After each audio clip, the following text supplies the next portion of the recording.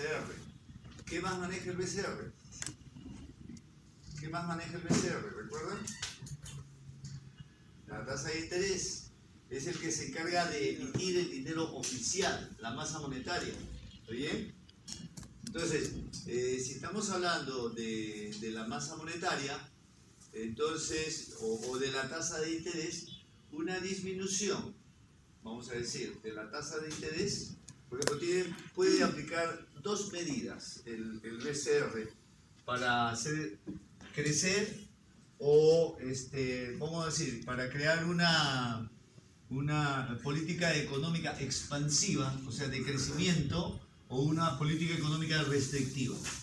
Cuando hablamos de una política económica expansiva, ahí significa que va a bajar la tasa de interés.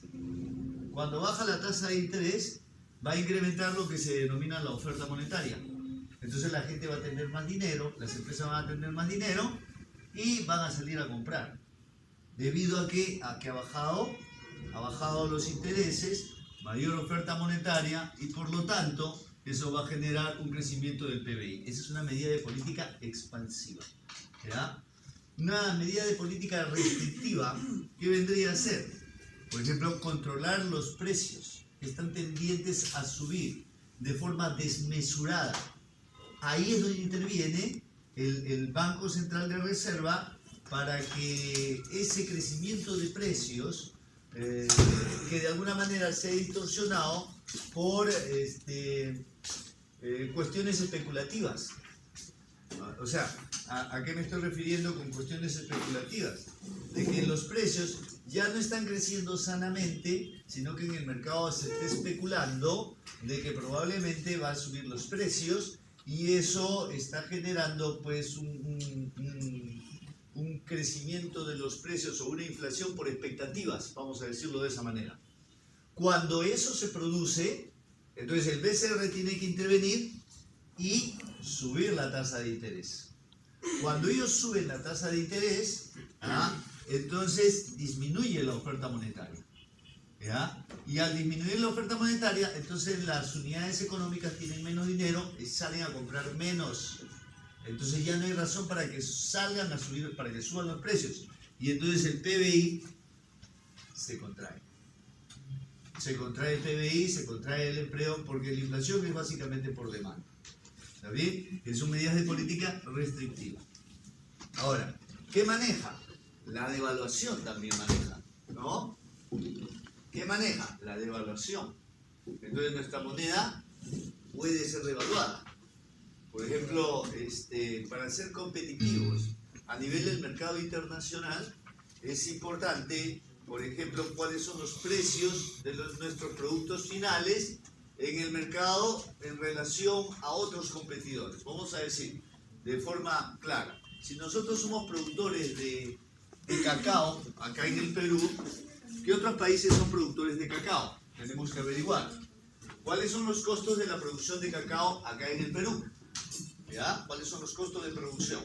Para que a la hora que sacamos nuestro producto, cacao, en el mercado internacional y lo exponemos al resto del mundo para que nos compre, entonces veamos cuál es el precio que tiene nuestro producto.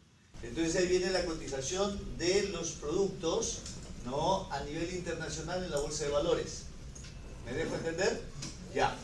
¿Qué es lo que sucede? Que nuestro producto lo ponemos en el mercado internacional, cómprenos, y nos damos cuenta que nosotros estamos vendiendo en 10 y hay otros que nos están vendiendo en 8. ¿Qué pasó? Cuestiones de costos. No es rentable. Sale, no nos lo van a comprar. Clarísimo. Entonces, ¿qué tiene que hacer el Estado o el BCR para resolver ese problema? Por ejemplo, lo que ha hecho Brasil, lo que ha hecho Colombia y lo que ha hecho Chile. Y lo que ha hecho Japón, o China. Lo que hace China y Japón también en cierta medida. Para ser competitivos en el mercado internacional, devalúan la moneda. Pierde valor la moneda frente al dólar. ¿Ya? Entonces, ¿qué significa que pierde valor la moneda frente al dólar? O sea, que vamos a cambiar más soles por dólar. Entonces, en el mercado internacional, nosotros seguimos manejando soles. Pero la mano de obra y los insumos para producir el cacao son más baratos. al tipo de cambio, lo llevamos al mercado internacional, entonces ahora si vale 8, vale 8. Ya somos competitivos. ¿Me dejo entender? ¿Cómo es la figura? ¿No? Entonces el tipo de cambio también es importante. Entonces manejar de esa manera para mejorar nuestro comercio internacional. Ese es el punto que deben de tomar siempre también en cuenta. Entonces, fíjense cómo sirve la devaluación, ¿no? Para poder exportar. Entonces, de ahí, ¿qué otra cosa más tenemos? Maneja la deuda externa el Perú. ¿Cómo maneja la deuda externa? Nosotros tenemos exportaciones e importaciones. Si nuestras exportaciones son menores y nuestras importaciones son mayores, tenemos déficit a nivel de balanza de pagos a nivel internacional. Entonces el primer cobrador viene a ser el Fondo Monetario Internacional. Perú, paga tu deuda. Compadre, que no tengo ahorita. Saca de tu chanchito. ¿Cuál es el chanchito? El BCR. ¿Del BCR qué cosa? ¿Qué dinero es el que tiene? ¿Cuál es el respaldo de nuestro dinero? Las reservas internacionales netas y brutas. De ahí retira y le dice, toma Fondo Monetario Internacional. Entonces el Fondo Monetario Internacional va, paga a nivel internacional, listo, solucionado el problema. A ver. O sea, ¿el Fondo Monetario cobra a los empresarios o a los... No, al país. Al país. Al país. Pero sí, o sea, las empresas son los que importan de otro país. A ver. Claro, entiendo la figura. Lo que sucede es que, vamos a decir de esta manera, acá hay un banco, ¿ya? Y acá vamos a tener empresarios. ¿Está bien? Ahora, los negocios lo vamos a hacer entre los empresarios. ¿Sí? Yo te vendo, tú me vendes y así viceversa, ¿no? Todas las operaciones de negocios. Entiéndase por empresario como si fueran los países. Perú, Brasil, ya, Argentina, etcétera, ¿no? Chile. ¿Está bien? Ahora, ¿cuál es la figura? La figura, lo pongo como banco, vamos a decir, este es el FMI. La idea está entre estos, que es a nivel mundial, ¿no? No se metan cabeza. Porque si no, generas un desequilibrio económico y financiero a nivel internacional. ¿Me dejo entender la figura? A ver, yo soy Perú, no le pago a Argentina, no le pago a mi proveedor que es Argentina, ni a mi proveedor que es Brasil.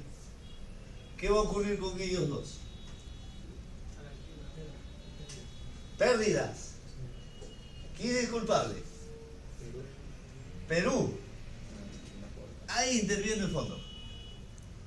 El fondo avala los negocios.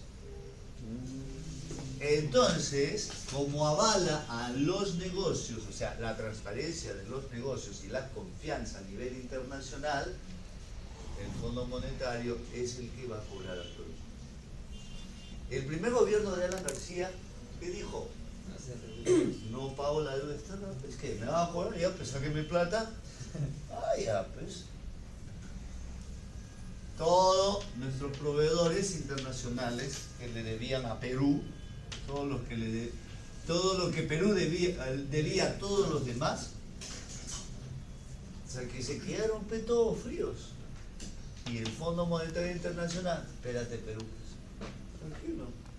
Ya, señor, no se preocupe. Como el Fondo Monetario Internacional, todo esto trabaja como una cooperativa, todos le pagan al Fondo Monetario Internacional lo que se llaman los derechos especiales de giro. ¿En qué lo pagan? En oro o en divisas cotizas. Entonces tú cuando vas a una cooperativa, pagas tu cuota. Llega un momento tienes déficit, el Fondo Monetario chapa de ahí y paga. Listo. Nosotros no quisimos, ya pues no vamos a pagar, no pagamos, pero ya, muy bien, el fondo chapó lo que tenía, pagó. Pero después, ¿qué hizo? Fondo Monetario Internacional habló a la comunidad financiera mundial, ahí de Banco Mundial, Club de París y los 50 instituciones de esa naturaleza que hay, no le presten a Perú ni $1. Se mueran de hambre esos miembros. De verdad, que se mueran de hambre. Entonces en ese gobierno Pealan estaba desesperado, porque los 3 primeros años de su gobierno fue crecimiento, alto crecimiento. Pero los 2 últimos ya no tenía billete, porque tenía que ser gasto de gobierno para incentivar al sector privado para crecer, ¿no? para generar crecimiento económico, nuevo crecimiento. Entonces ya no pudo. Entonces quiso tomar la banca. ¿No? Primero el BCR, después como no podía con el BCR porque no era autónomo, entonces quiso tomar la banca privada. Creo que se atrincheraron por ahí, ¿no? Entonces, lo que pasa es que como era joven y tenía asesores jóvenes, pues metieron la pata y metieron hasta el fondo. Esa es la verdad de cuentas, ¿no? Entonces después, mayormente no creo que haya sido algún otro elemento, ¿no? Pero es el riesgo que a veces se tiene cuando hay cuando no se conocen esos temas, ¿no? Entonces el Fondo Monetario Internacional dice, ya pues, no, Perú no debe tener nada. O sea, bloqueo comercial y bloqueo financiero. O sea, tú no podías importar un clavo de ninguna parte. Y tampoco pues, éramos, como quien dice, ¿qué pasa cuando tú no pagas tus deudas? Infocor. Te mandan Infocor. Ya, eres no sujeto de crédito. A nivel mundial éramos no sujeto de crédito. O sea, nos habían mandado Infocor. La misma vaina. Como nos manda Infocor, no nos prestan. Entonces, como no nos prestan, pues tenemos que vivir con lo que tenemos. Y se acabó el asunto. Y desgraciadamente, como los recursos productivos están divididos en todas partes del mundo de forma desigual, entonces unos países tienen unos recursos, otros países tienen otros recursos, y nosotros, y todos los países del mundo, requieren de los otros países para comprarles sus productos y abastecer.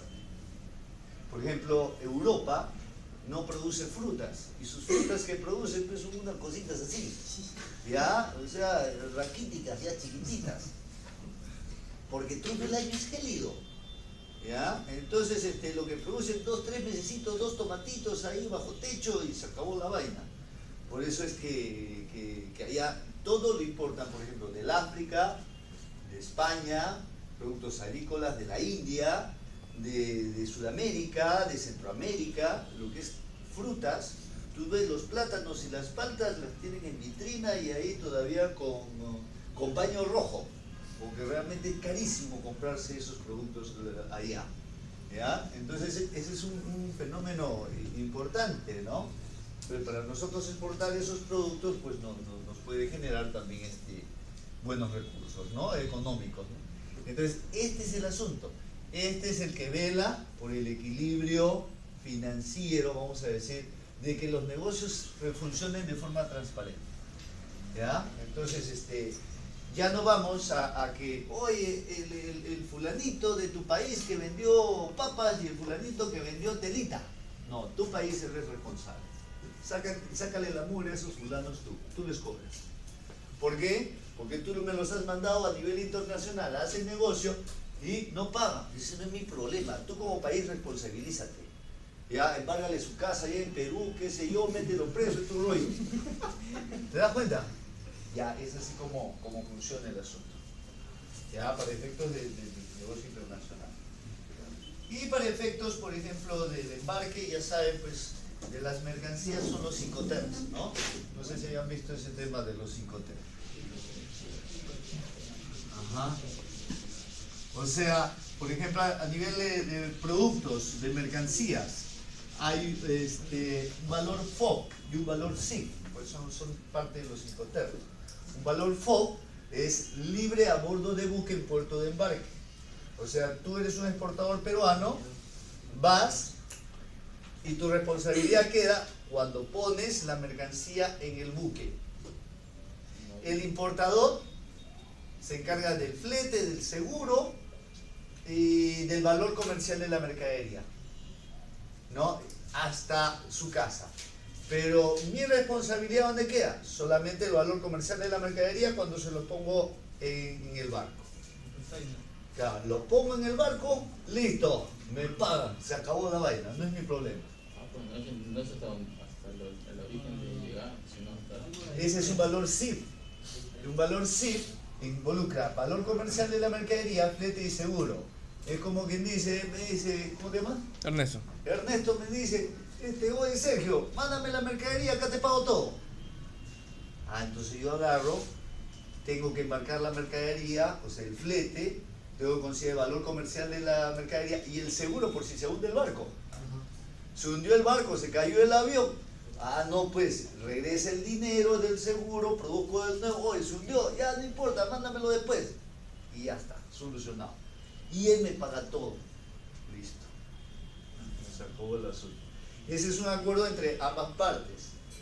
Ya, entre ambas partes. Entonces, hay varios acuerdos, hay como 10, 15 formas de acuerdo, ¿ah? Para no entrar en conflictos de litigio por el incumplimiento o la destrucción de la mercancía en el puerto de llegada, por falta de desaduanaje, hay una serie de factores, ¿no? Entonces por eso ya me acuerdo. ¿Cómo va a ser los términos? Ya. ¿Tú me traes la mercadería? ¿Asegurado? Sí, puedo hacerlo, ya. Pero si no tengo capacidad para llevarte la mercadería, el otro puede asumir. Yo como importador, ya, yo pago todo, ya, no hay problema. Entonces lo llevo al puerto y ya es problema tuyo. Se acabó el asunto. Y el seguro siempre tiene que estar presente. Y luego, ¿qué estaba explicando? Ya me había olvidado. La deuda externa, pues. ¿Ah? Se debe interesar. La deuda externa. El tema de la deuda externa es que la tiene que pagar el Banco Central de Reserva. ¿Por qué? Porque maneja la parte de lo que es la exportación e importación. Si las importaciones son mayores a las exportaciones, tenemos déficit. Y si tenemos déficit, se paga con las reservas internacionales. ¿Ya? Las reservas internacionales. Entonces, con las reservas internacionales, paga. Se acabó el asunto. Entonces, un drenaje continuo de dólares hacia el exterior. Eso no le conviene al país.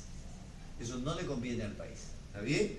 Entonces, tenemos menos valor para nuestras mercancías. Pero en cierta medida, para efecto de comercio internacional, nos conviene que nuestra moneda, el tipo de cambio, cada vez valga para los exportadores, vamos a decirlo de esta manera, que el tipo de cambio sea mucho más distanciado, ¿no?, del dólar. Vamos a decirlo que haya que pagarse más soles por dólar. Porque eso les permitiría, cuando exportan, sus mismos dólares, cambiarlo por más soles que le permiten comprar más materias primas, contratar más trabajadores, producir más y exportar más a un costo más bajo y que por el tipo de cambio, o sea, su producto sale al mercado de forma competitiva. Profe, y cuando se acabe la deuda externa en el país, ¿el PBI va a crecer mucho más? Cuando se pague la deuda externa, nunca se termina de pagar la deuda externa. Es una deuda eterna. No quiere decir que sea grande la deuda. Muy por el contrario, se ha reducido. O sea, no, ningún país del mundo ha dejado de tener deuda externa por efecto del comercio internacional. En primer lugar. O sea, siempre va a haber deuda. Claro, puedes tener balanza de pagos equilibrada, puedes tener balanza de pagos desequilibrada por un lado, y por el otro lado tienes lo que se denomina el gasto público, el déficit fiscal. ¿Y quién lo está manejando en este caso? Con Humala estábamos con un déficit fiscal del 25%. Y se proyecta con este nuevo gobierno, a partir del 2017, que va a subir el déficit fiscal al 27%. ¿Correcto? Entonces, ¿qué cosa es lo que va a suceder en eso? el país se va a endeudar más. Eso significa que debe de haber mayor recaudación tributaria. Porque es muy diferente el PCR de lo que hace el Ejecutivo. ¿Saben cuál es el Ejecutivo, no? Kuczynski y todo su séquito y todos sus ministerios y todo lo que quiera hacer. Ellos son los que van a ejecutar las medidas de política económica. Ya le dieron la venia al del BCR, van a trabajar con ellos. Y tienen que coordinar las políticas monetarias con la política fiscal, para que de forma conjunta hagan el manejo de la economía. Si cada uno se dispara por su lado, la cosa no funciona. ¿Qué había en el gobierno, por ejemplo, de Upala? Política monetaria. No había política fiscal.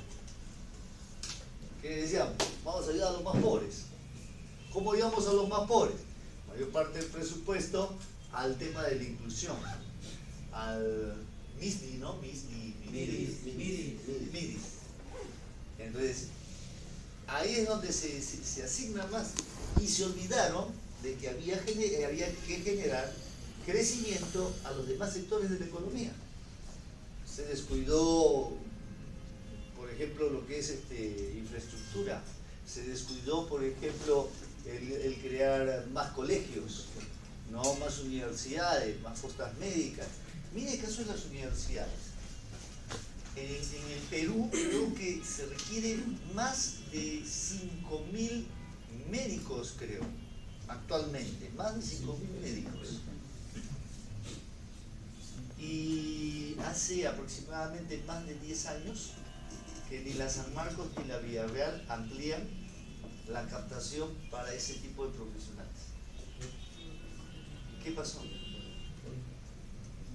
Pues es un descuido de la patada en el tema, por ejemplo, de crear profesionales para solucionar ese problema. ¿Por qué el seguro trata la pata? Porque no tenemos profesionales que resuelvan ese problema.